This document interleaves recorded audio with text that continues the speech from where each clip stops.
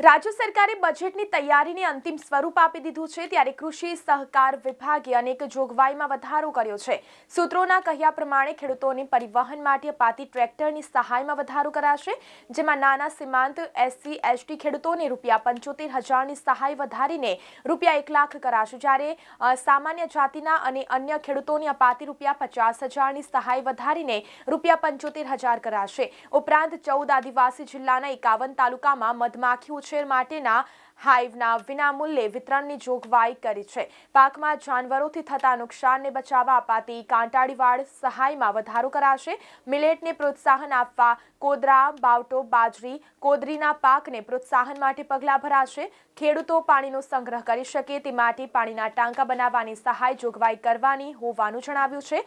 ખેડૂતો ખેતરમાં જ પાણીના ટાંકા બનાવી જળ સંગ્રહ કરી પાકને પાણી આપી શકે તે માટે નાણાકીય સહાય અપાશે।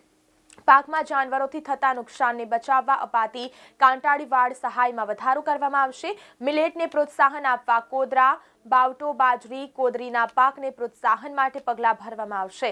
તો ખેડૂતો પાણીનો સંગ્રહ કરી શકે તે માટે પાણીના ટાંકા બનાવવાની સહાય પણ જોગવાઈ કરવાની હોવાનું જણાવ્યું છે। ખેડૂતો ખેતરમાં જ પાણીના ટાંકા બનાવી જળ સંગ્રહ કરી પાકને પાણી આપી શકે તેના માટે નાણાકીય સહાય અપાશે।